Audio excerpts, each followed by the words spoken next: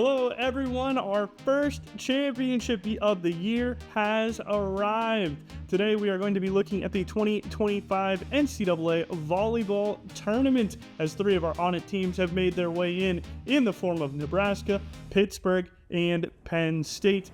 We'll go over how the bracket has unfolded for each of those three teams, and we'll talk about some players who've been drafted in this year's Major League Volleyball Draft. So stick around throughout the video so you can see what of our ONIT players are going to be taking their talents to the next level.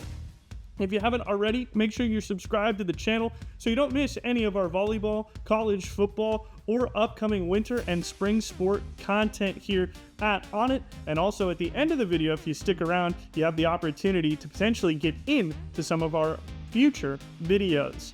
With that all said, let's begin and talk about the Nebraska Cornhuskers and their amazing season.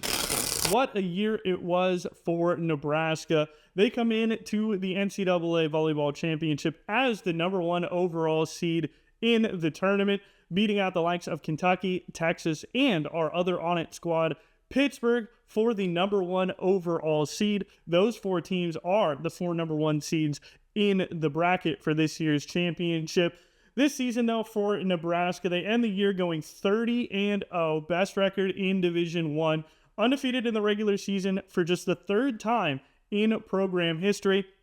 It's their first undefeated season in conference play since 2004, back when Nebraska was a member of the Big 12, and they are the first Big 10 conference team to go 20-0 in conference play since another one of our ONIT teams, Penn State, accomplished that feat back in 2009. Again, what a year for Nebraska, led by the likes of Harper Murray, Andy Jackson, Rebecca Alec, Bergen Riley, players who made a massive impact all year long in Nebraska's quest to go undefeated in the regular season and wrap up the Big 10 title. A player like Harper Murray, 391.5 points on the year. She averaged 3.55 kills per set as she was dominant throughout the year for Nebraska. Andy Jackson scored 325 points on the year as well. Rebecca Alec coming in with 286.5, hitting 431 on the year. Impressive stuff from Alec. And you got that all set up on the offensive side by Bergen Riley, who dished out 938 assists to her teammates this year as the setter. Riley was awesome. Murray, Jackson, Alec, all outstanding players this year for Nebraska as they get the #1 seed in the tournament. Our other #1 seed in this tournament from the ONIT schools is the Pitt Panthers. Once again, a great season for Pittsburgh. They finished the year 26-4, 18-2 in conference play. They grab a co-share of the ACC title, although Stanford is the team that got the automatic qualifier out of the ACC. Pittsburgh is the team that gets the #1 seed out of the conference due to their out-of-conference record, as they played a ton of difficult top 25 matchups all year long, and they're led by one of the best players in the country. Olivia Babcock has few equals in the nation in terms of what she was able to do on the court this year. Put up 636.5 points with 5.84 points per set on 5 kills per set, while only making 163 attack errors on the season to hit 323 as an outside hitter. Really impressive stuff from Babcock, who played in all 30 of Pittsburgh matches, appearing in 109 sets. She really led the team, and then Blair Bayless, also another name that had a great season. 305 points for Bayless as well. For Pittsburgh, played in 29 out of the 30 matches, helping them get this #1 seeding. Because of that, they will get to stay home in Pittsburgh and host the first 2 rounds of the NCAA Championship, but we'll talk more about that when we get to the bracket portion of today's episode. And lastly, last year's champion returns to the field. The Penn State Nittany Lions get into the 2025 Volleyball Championship as an at-large. They come in as a #8 seed in the bracket, which means they will be on the road. They are traveling to Austin, Texas for their first and second round matchups that we'll talk about more later. But a great year for the Nittany Lions, led by the arm of Kennedy Martin. What a season she had as the Nittany Lions go 18-12 overall, 12-8 in the Big Ten Conference. Had a great season at home there as well, 11-5 in their home gym was a big reason why they managed to secure a number 8 seed. And talking about Kennedy Martin, boy, she can really play. One of the best offensive players in the country, as evidenced by her 684 points on 6.22 points per set across 110 sets played in this year. She did miss one match this year for Penn State, but in every match that she played in, boy, did she pour it on. Average 5.42 kills per set, had 1,339 total attacks. Nobody else on Penn State came anywhere close to that number. Next to closest, it was Emmy Selman. She only had 785. Selman also had a great season for the Nittany Lions as well. She had 273 points on 2.17 kills per set. Obviously, it's hard to pick up kills when you have a player like Martin on the court with you who's picking up nearly 5.5 kills per set. But the surrounding cast really did help Martin out. Selman, Maggie Mendelson also had 272.5 points this season on 2.24 kills per set, and the Caroline Jervicius, 200 points in only 84 sets. Very efficient when she was out on the floor. Played in 25 matches, only started 5 of those matches, but she did average 2.17 kills per set for Penn State, helping them secure the number 8 seed. As we move on to talk about how the bracket looks for each of our 3 teams. Here is a look at the 2025 Volleyball Championship bracket, beginning in the top left with our number 1 overall seed in the whole championship. That is the Nebraska Cornhuskers. They play December 5th at 8 Eastern. That is their first round matchup in Lincoln. They do get to host the first and second rounds due to the virtue of being one of the top 4 seeds. They will host Long Island University in their first round matchup. If they get through them, they would get the winner of Kansas State or San Diego. And a win there in the second round could set up a very entertaining matchup. If the bracket goes chalk, they would be up against Miami, who has some of the best offensive talent in the country. It would be a good-on-good matchup between some of the best hitters and best blockers in the nation on the court together. I would love to see that matchup. Miami would have to get through Tulsa and then the winner of High Point and Kansas to make that happen. But would be really fun to see. They would have to pull an upset over Kansas, who is the 4 seed. If Nebraska, though, wins that game against either Miami or Kansas or High Point or Tulsa, whoever they may find matched up with in the third round, then they could potentially see any number of Texas A&M, Campbell, Stephen F. Austin, TCU, Western Kentucky, Marquette, Loyola Chicago, or Louisville. Of course, Louisville is a team that has been to the championship multiple times. The Cardinal are the 2 seed in the Nebraska portion of the bracket. Texas A&M is the 3 seed, so you'd have to expect that you will most likely be seeing one of those 2 teams in that third round if you're Nebraska. And then if you make it all the way to the semis, Pittsburgh and SMU were the 1 and 2 seeds on this side of the bracket. It would be very entertaining to watch our 2 ONIT teams match up in the semifinals with a championship berth on the line if Pittsburgh and Nebraska can both find their way into the semis. Let's talk about Pittsburgh's path to get to the semifinals as we have arrived at their portion of the bracket here in the bottom left. Pittsburgh will start off with UMBC. This will be at home in Pittsburgh. If they can take care of that game in the first round, which will be December 5th at 6:30 Eastern Time, they would play the next day at 7 Eastern against the winner of Xavier and Michigan.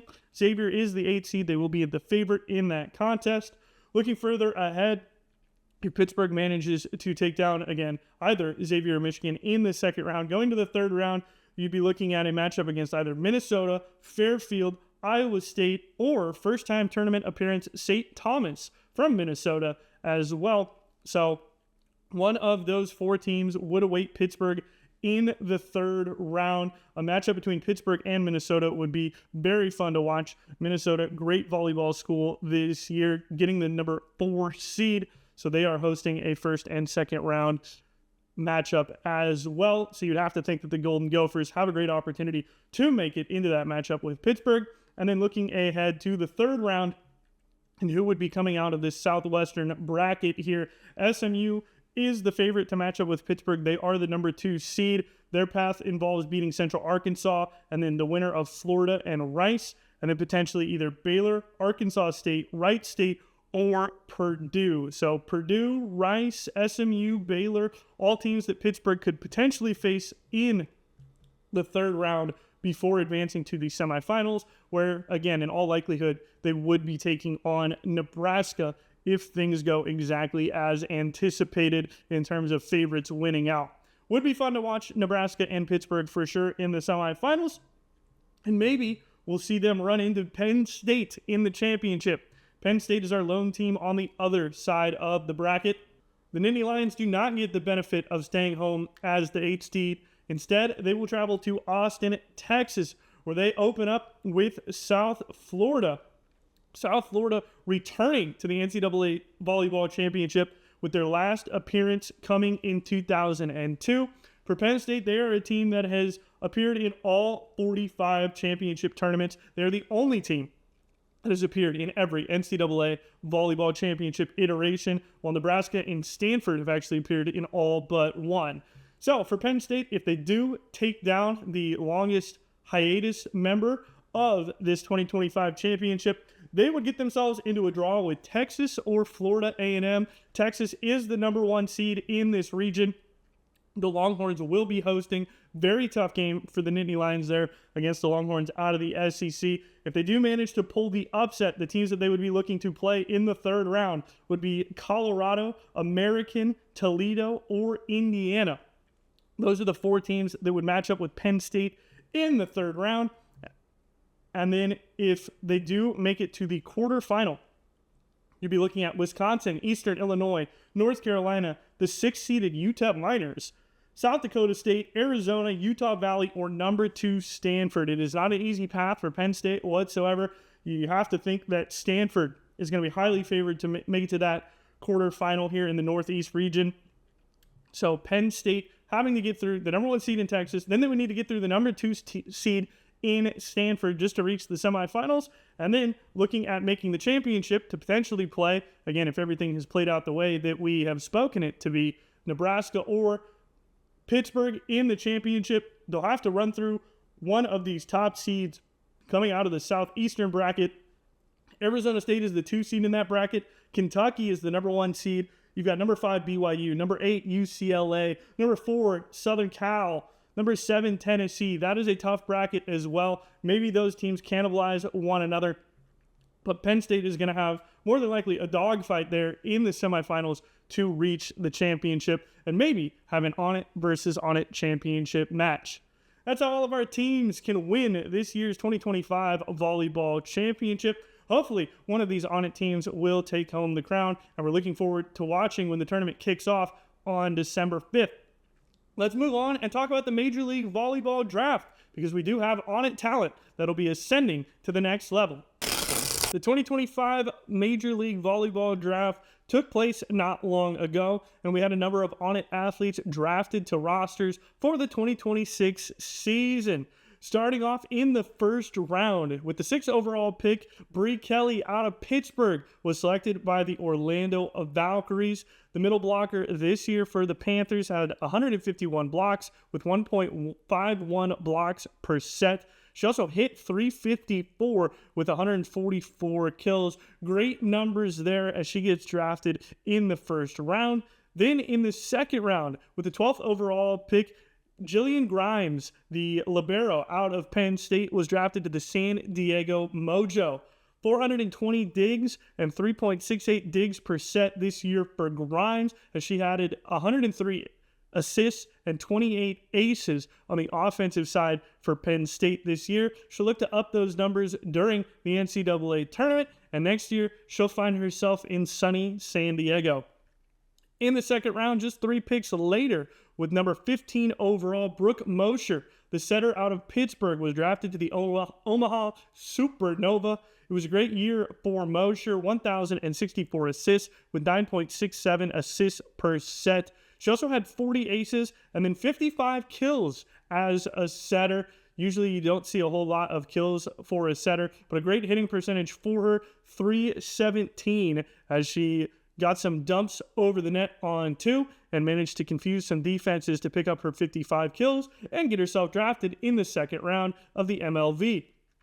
In the fourth round, we go to pick number 28 overall, Taylor Landfair out of Nebraska. The outside hitter was drafted to the Indy Ignite after she put up 196 points this season in limited action for the Cornhuskers. Always hard to find a place to play when you go to Nebraska, but she managed to prove herself this year with 167 kills and 2.06 kills per set, getting herself drafted in the final round. Hope you enjoyed this look ahead to the NCAA Volleyball Championship and a little coverage of some pro volleyball. These are some of the teams and names that you can watch when the tournament kicks off on December 5th, and also make sure that you're watching the MLV in 2026 so you can see some of these amazing ONIT players at the next level.